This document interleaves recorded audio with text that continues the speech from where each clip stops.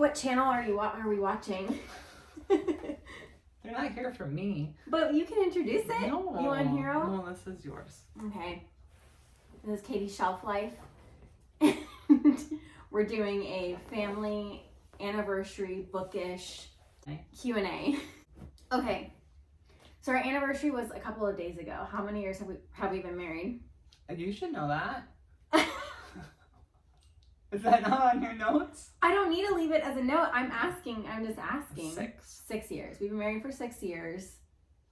And we'll get in, I guess, to your history of books. Mm-hmm. Right? Yeah, okay. You're gonna use words? No. You're gonna have to. So someone said happy anniversary. I hope you had lots of wonderful things planned for the weekend. We did do a bunch of stuff. I'll put some pictures. We went to the museum. We went out to eat. We went to the bookstore. We watched the Oscars. We watched The Last of Us, obviously. Yeah, it was just like a nice weekend, right? Yeah. It's good to go out. We haven't gone out in a while. Nice. The weather was nice. Now it's cold and I hate it. I want you to answer this one. How did we meet? Oh, you kidnapped me. No. That comes later. That comes later. But like, how did we like start talking? How did we first meet? I was on Tinder. On Tinder? You don't remember? No, I do. I'm just like asking, like on Tinder. Yeah. Back in 2014 on Tinder. This is a question that I think was for me, but I think is more for you. Okay. So it sounds like you aren't from Texas originally. What do you love the most about where you live now, and what do you miss from where you lived previously? So I'll go first because I'm from Texas. I grew up in Texas. I've lived in Houston my entire life. You are not from Texas. No, the first third of my life was in Pennsylvania. The next third was in South Carolina, where I went to college. And then the final third has been here in Houston. All right, now some book questions. What about do you like living in Texas? The favorite. Oh, yeah. Thanks, sorry. That's why I have you. Okay, so what do you love the most about living here in Texas? The amount of things, for better or worse, that we have access to. Yeah, and like including concerts. Yeah, I was gonna say concerts. We can like, you used to drive. You told me like hours to different from cities. College. Yeah, it would be at least bands. a 2-hour trip one way. And now it's like a 5-minute trip down the road. Pretty much. To go to a concert. Some places for over our anniversary. Well. And my family lives here, so we have family here that we see fairly often. I grew up in like the suburbs, and when I met Michael, he lived in the city, and it was my dream to live in the city. And yeah, we haven't left the city since. Hey, do we share similar tastes in books? No, we don't. Fine, there is a little overlap. There is. Very little. Very little. So like, what made you want to, I guess this is my question, what made you just like decide you wanted to start reading again? Because you're in multiple series now, and like what your tastes in books are, I guess. Like 3 questions. My dad had a dog named Strider. That is Aragorn in Lord of the Rings, his secret name. I don't know, it's been the last time I read Lord of the Rings was in high school. Maybe even middle school. I think high school. But so he was a big fantasy reader. He loved Vonnegut, and so that was my first exposure, is what my dad read. Going to college, I definitely branched out into some other things like Gaiman, and yeah, you got me into Neil Gaiman. Yeah, and moving to Houston because I did get into education. It was very time consuming. Did a lot of things beyond just the job description. What did you study in college?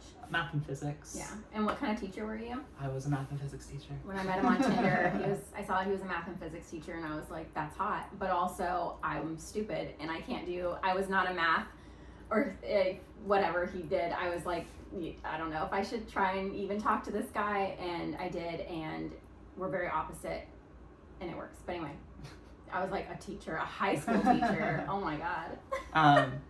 Recently, I really don't know what it was. I don't remember what it was either. I have no clue. I don't remember. I was always interested in Mistborn. I think it was when I was like watering plants a lot. And And it's like, I'm just standing out here in the sun. I might as well see if I can find an audiobook or something. We'll get more into series and books and stuff, but that's like a very long history. I think the question was if we share similar tastes in books. Yeah, but I guess that is setting the stage for not really, but kind of. Nerd books. Yeah.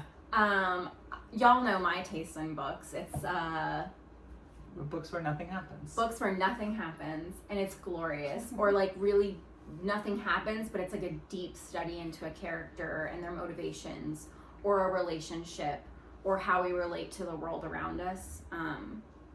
But yeah, we'll get more into that, I guess, later. But are we both artists? No, not in the same way. Yeah.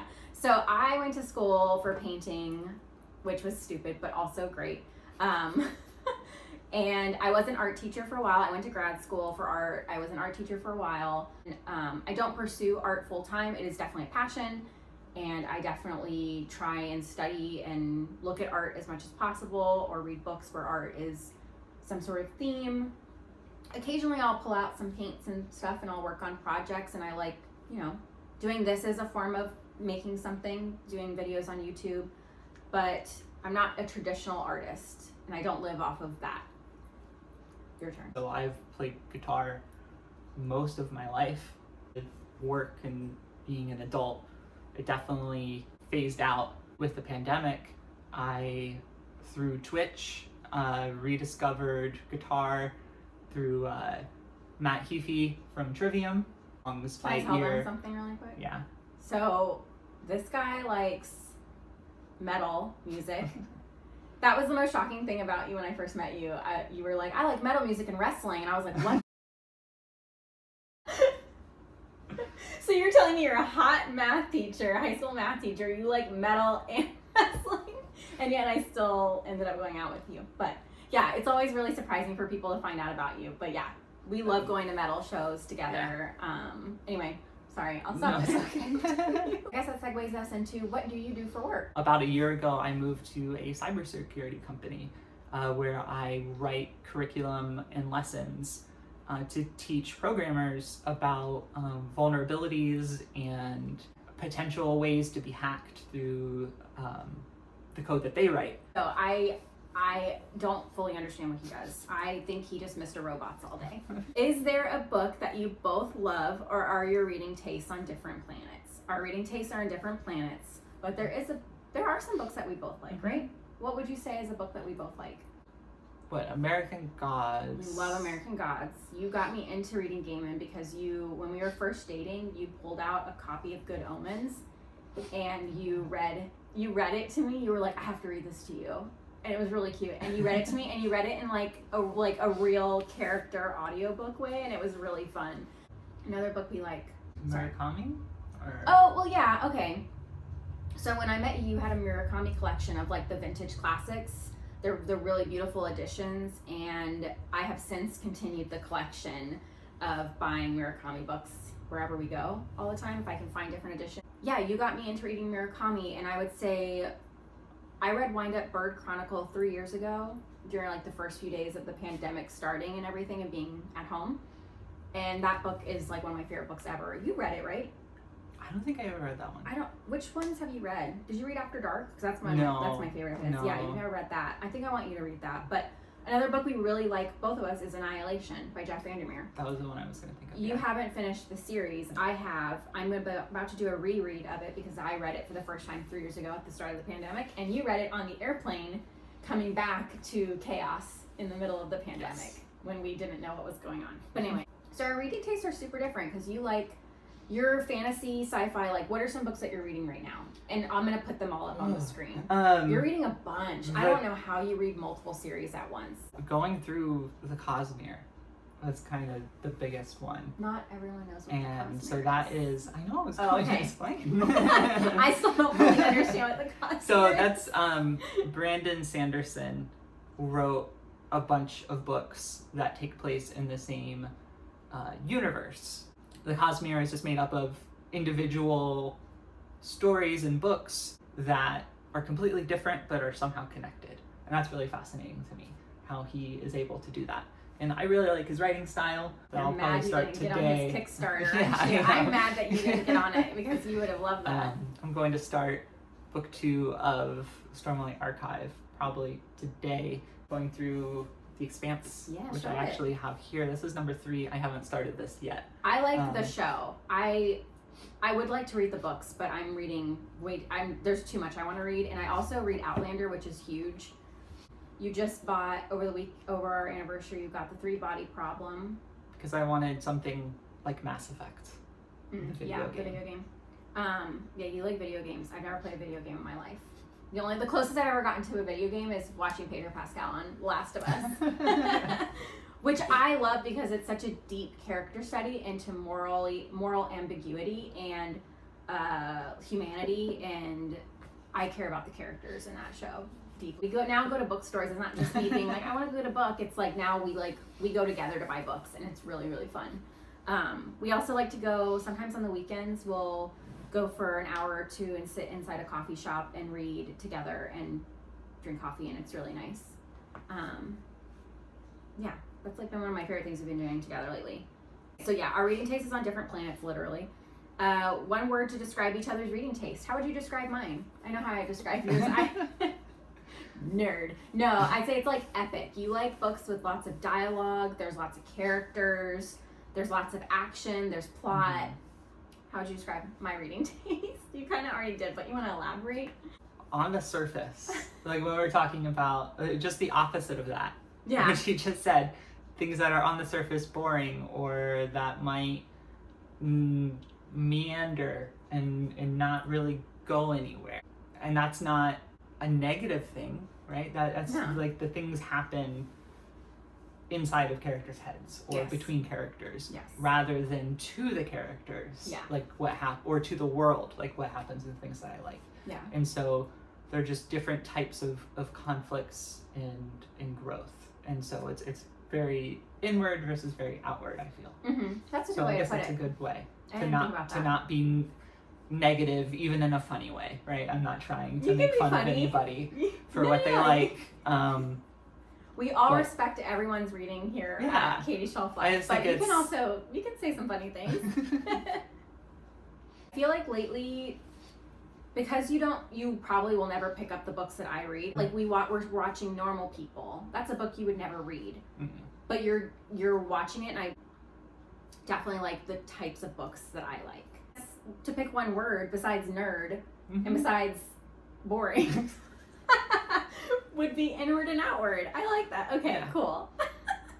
It seems like you read very different books. So this question is for each of us. Is there a book you have loved that comes from your partner's collection? We kind of answered that, but yeah.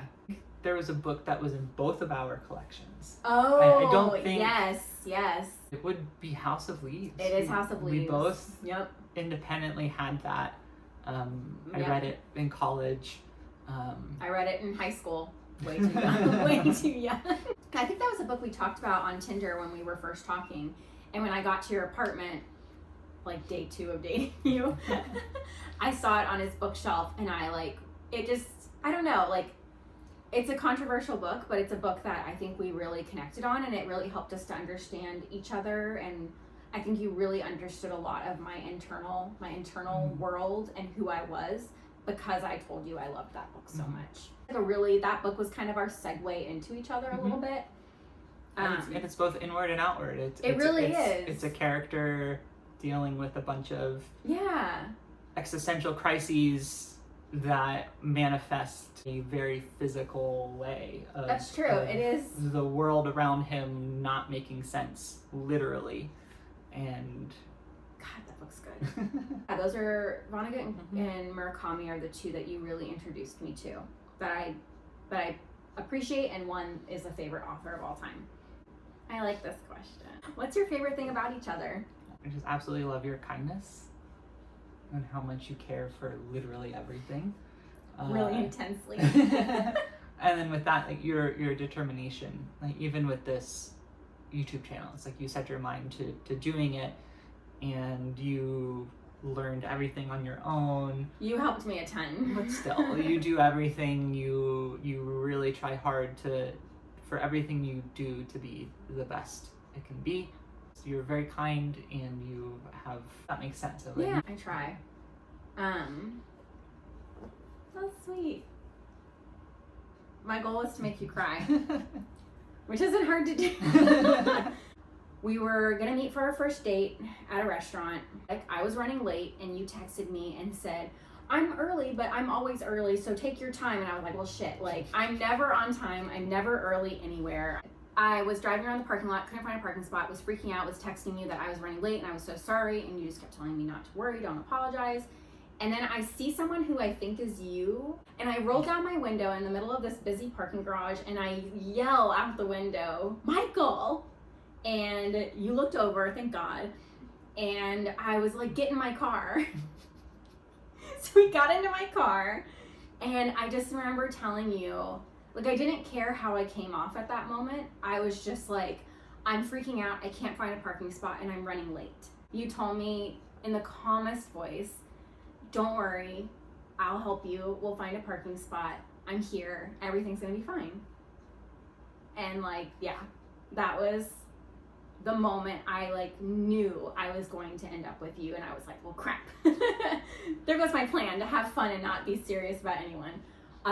But like, and it wasn't just that moment that you did that, like throughout our whole relationship, anytime I mess something up, it seems really large in my brain, that because I always want to do everything really well, but you make everything that seems really big and loud and scary and difficult in my brain a lot more manageable, because you just, it's not a big deal. Life keeps going, and you just swoop in and you make sure that I know that everything's fine and it's not as bad as it seems. And I just love that a lot about you. And something else I really love about you is that I'm very much a person who lives in the past or tries to live in the future. I'm always trying to plan for the worst case, and I'm always dwelling on past things, and you live very much in the present. Like, you only deal with what is coming at you moment to moment, and I find that so difficult because I don't think I live in the present at all. And yeah, that's something I really love about you. But yeah, you're a good one. But our joke, I don't know if this is a bad joke to make in public, but that he has Stockholm syndrome because I kidnapped him in my car. That's what my parents say, at least, that he has Stockholm, and that's why he's still around. But no, it's because we're great together. And yeah. How do we answer another question after that? I don't know. Okay, we're almost done. You're doing good. Okay, it seems like Michael likes to read, but not quite to the level that I do. What would be his top 5 books of all time? So we went through your reading history. Yeah. What are your top 5 books of all time? Reading Lord of the Rings when I did really helped define what I liked and what I would read from here on out. I've only read the first Stormlight Archive. Let's pause. The dog needs to cough. Should I get alternate angle here? Done? Nope. This could be picture in picture. Oh boy, there's a tripod there. Come on. You're gonna have questions soon, so you need to get yourself ready. Okay, so you've Lord of the Rings. Yes. And that is Brandon Sanderson, The Way of Kings. It is, I don't know, that I think is definitely up there, even though it's very recent. You don't have to pick 5. Yeah, five's a whole lot. 5 for me is not enough, but what's your least favorite thing in books? I know mine, so if you want me to, what you think, I can tell you mine. Yeah, go for it. So one of my least favorite things is if you have violence against animals or any sort of animal abuse, I will put the book down, most likely. Yeah, I just can't do it. In like another way, my least favorite thing is too much back and forth dialogue. I don't like heavy dialogue. A little bit here and there, but like just constant back and forth. When it's like really short and there's not really, I don't know, I just want more internal. Mm-hmm. I don't need to hear the conversation you're having. I need you to tell me the conversation you had. That click with me. And they're just... What is the best book you've read because I told you to read it? I don't think you've ever listened to anything I've said about reading books. So I don't think I tell you. I don't think I've ever asked you to read any of the books because I know you probably wouldn't enjoy it. You'd enjoy it because I'd enjoy it, and we'd have something to talk about. But It's like Warbreaker. It's like you had heard about that from people you worked with, and you're like, no, I think you'll like this one.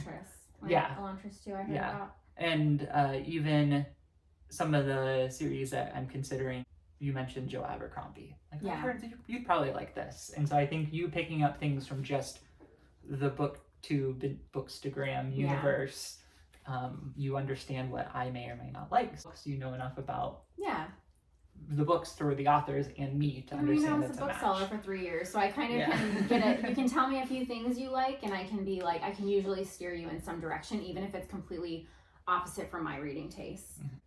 I feel like you like American Gods. Like, you told me to read Gaiman, and I was like, yeah. And then I was like, this is great. And he's now one of my favorite writers.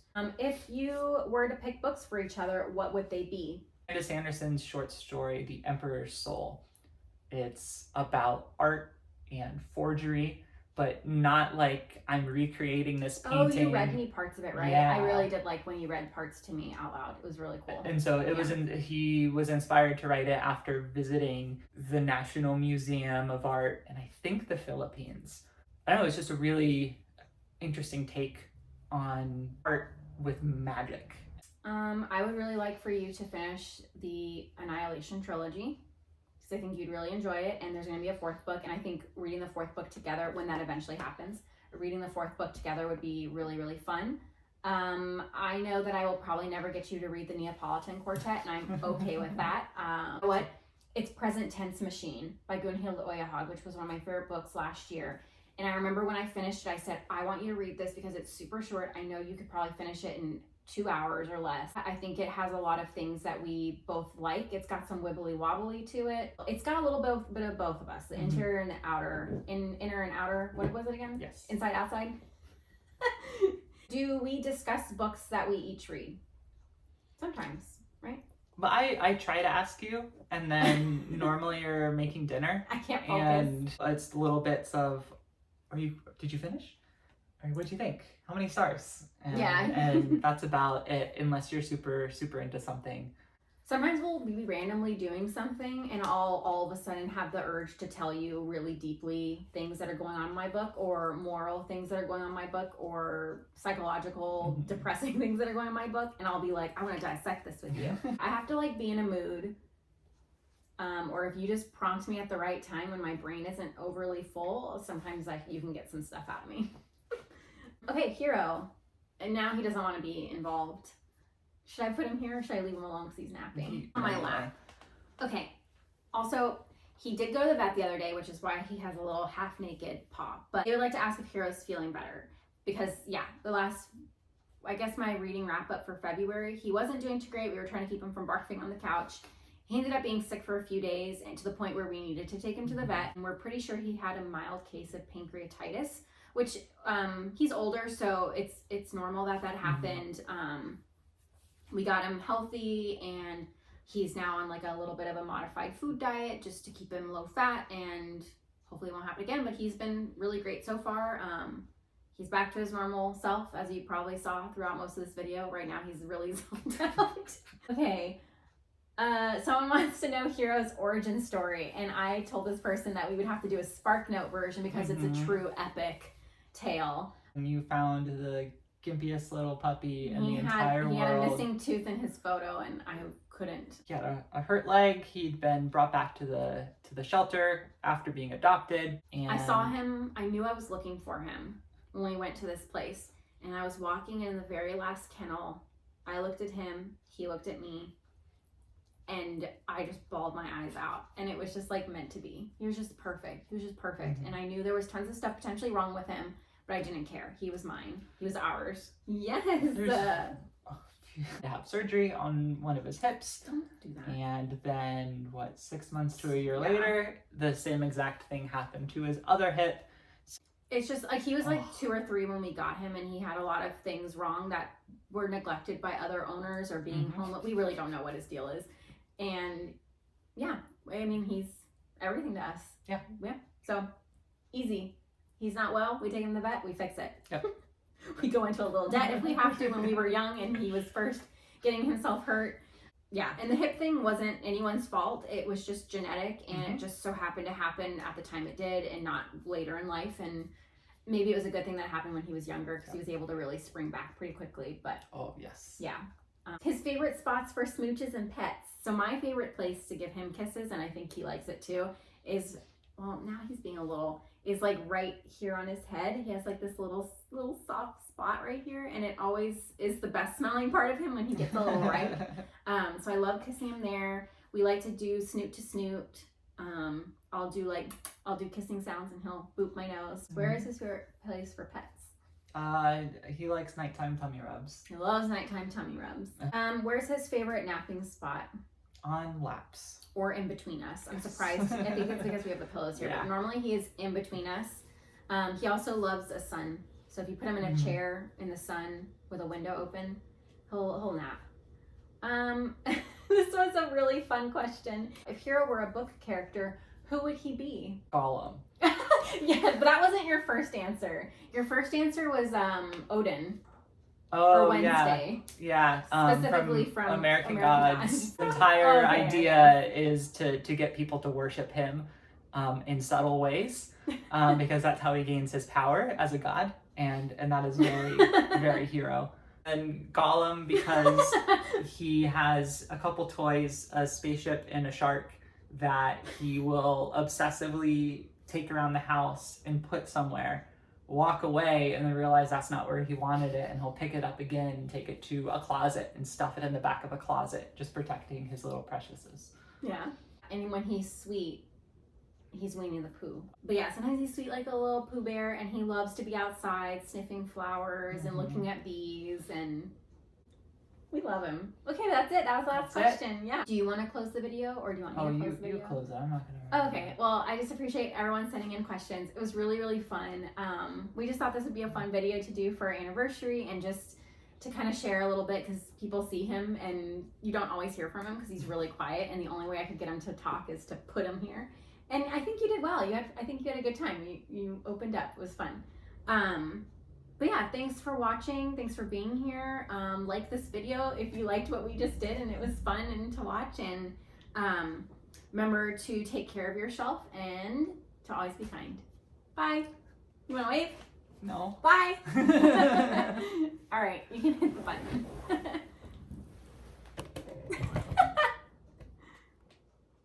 You can't zoom when it's videoing. I didn't realize that.